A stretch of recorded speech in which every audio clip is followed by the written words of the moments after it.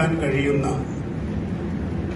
കാലത്തിന്റെ കരുത്തേറിയ കരങ്ങൾക്ക് ഒരിക്കലും മായ്ക്കുവാൻ കഴിയാത്ത രീതിയിൽ ഈ നമുക്ക് സമ്മാനിച്ചു വെച്ച ഈ കാറ്റലകളിൽ ഇവിടെ ഈ ലോകത്ത് മുഴുവനും നമുക്ക് വലിയ ഒരു സംഗീത ലോകം തന്നെ സമ്മാനിച്ചു വെച്ചിട്ടാണ് അദ്ദേഹം അനശ്വരനായത്.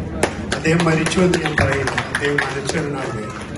ഇവിടെ ഇപ്പോൾ മൻസൂർ സാഹിബ് പറഞ്ഞു, മൻസൂർ അലി പറഞ്ഞത് 1-to-1 മീഡിയയിലൂടെ ഇപ്പോൾ ഒരു 10 ഗായക പ്രതിഭകളെ ഇവിടെ നമുക്ക് സമ്മാനിച്ചെന്ന് പറഞ്ഞു ദോഹയില്.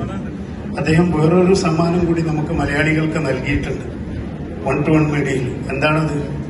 ചെക്കൻ എന്ന സിനിമയിലെ മണികണ്ഠൻ എന്ന മഹാപ്രതിഭ. മണികണ്ഠന്റെ ആ പാട്ട് നിങ്ങൾക്ക് അല്ലേ, എന്തുമാതിരി പാട്ടാണത് അല്ലേ?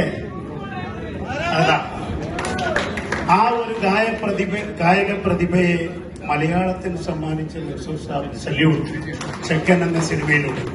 കൊയിലാണ്ടിക്കൂട്ടത്തിനെ പറ്റി ഞാൻ ഇവിടെ കൊയിലാണ്ടിക്കൂട്ടത്തിൽ എന്നിട്ട് നിങ്ങളോട് ഇന്ദ്രനോടൊക്കും ഭഗവാൻ ചന്ദ്രനോടൊക്കും ഭഗവാൻ നിങ്ങളൊക്കെ മഹാന്മാരാണെന്ന് പറയേണ്ട ആവശ്യമൊന്നുമില്ല.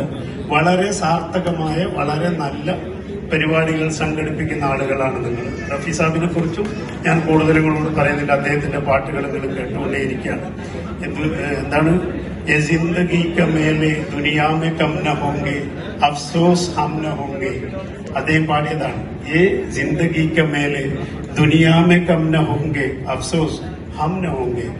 ഈ ജീവിതത്തിന്റെ ഉത്സവം ഉണ്ടല്ലോ, അത് ഈ ലോകത്ത് ഇങ്ങനെ നടന്നുകൊണ്ടേയിരിക്കും. ഇനിയിപ്പോ നമ്മളാരും ഇല്ലെങ്കിലും ഈ ഹാളും ഇവിടെയും ഇങ്ങനെ കലാപരിപാടികൾ വരും. കൂടുതൽ പ്രവാസികൾ പിന്നെയും പിന്നെയും വന്നുകൊണ്ടേയിരിക്കും. പക്ഷെ അന്ന് നമ്മളുണ്ടാവില്ല. അതാണ് അദ്ദേഹം പാടിയത്. ഇവിടെ നേരത്തെ സുനിൽ പാടിയ പാട്ടുണ്ട്. ഏതാണ്? ദിൽകാ സൂനാ സാസ് തരാനാ ढूंढेगा तीर निगाहे नास निशाना ढूंढेगा मुझको मेरे बाद जमाना ढूंढेगा. കാലം എന്നെ അന്വേഷിക്കും എനിക്ക് ശേഷവും എന്നുള്ളതാണ്. ഹാത്തി മേര സാത്തി എന്നൊരു പാട്ട്, ഒരു സിനിമ ഇറങ്ങി. സൗത്ത് ഇന്ത്യന്റെ ഒരു റീമേക്ക് ആയിരുന്നു. രാജേഷ് ഖന്നയൊക്കെ തകർത്തഭിനയിച്ച പടം. ആ പടത്തിലെ ഡയറക്ടർക്ക് റഫി സാഹിബിന് അത്ര പിടുത്തമുണ്ടായിരുന്നില്ല. അപ്പൊ റഫി സാഹിബ് വേണ്ട, കിഷോറിന്റെ പാട്ട് മതി എന്ന് പറഞ്ഞു. അതിലെ എല്ലാ പാട്ടുകളും കിഷോറും ലതാജിയുമാണ് പാടിയത്. അപ്പൊ അവസാനം ഒരു പാട്ട് വന്നു. ആ പാട്ട് ഈ ആന, അദ്ദേഹത്തിന്റെ ആത്തി മേര സാത്തി, ഈ ആന മരിച്ചു പോകുമ്പോൾ കരള് പൊട്ടി പാടുകയാണ് നായകൻ. ആ പാട്ട് പാടാൻ കിഷോറിന് കൊടുത്തപ്പോൾ കിഷോർ പറഞ്ഞു, നാ ബാബാ നാ, ഇത് ഞാനല്ല പാടേണ്ടത്, ഇത് എനിക്ക് പാടാൻ പറ്റില്ല, ഇത് ഹൈപ്പിച്ചിലുള്ള പാട്ടാണ്. മാത്രമല്ല ഇത് പാടാൻ ഇപ്പോ ഇന്ത്യയിൽ ഒരാളേ ഉള്ളൂ, അത് മുഹമ്മദ് റഫി സാഹിബ്.